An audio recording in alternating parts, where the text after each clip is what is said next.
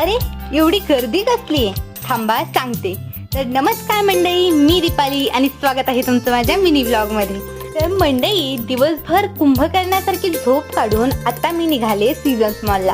कशासाठी हे पुढे सांगते, पण त्याआधी हे रस्त्यावरचं ट्रॅफिक आणि यातून कशी बशी वाट काढत मी पोहोचले सीझन्स मॉलला. तर इथे लागलेला आहे सेल आणि तुम्हाला तर माहीतच आहे, सेल का असो किंवा अजून काही, मुली नेहमीच तयार असतात शॉपिंगसाठी. मग काय कमी तिथं आम्ही असं म्हणत मी सुद्धा पोहोचले. आणि ही गर्दी बघताय ना, जेवढा वेळ आम्हाला शॉपिंगला लागला नाही तेवढा वेळ आम्हाला बिलिंगला लागलाय. हे चेहऱ्यावरचं हसू बघताय ना, ते फक्त नवऱ्याचा खिसा कापून आलेले. चला, नवऱ्याने बाहेर हकलायच्या अगोदर मी स्वतःच बाहेर आले आणि मग निघाले घरी जाण्यासाठी.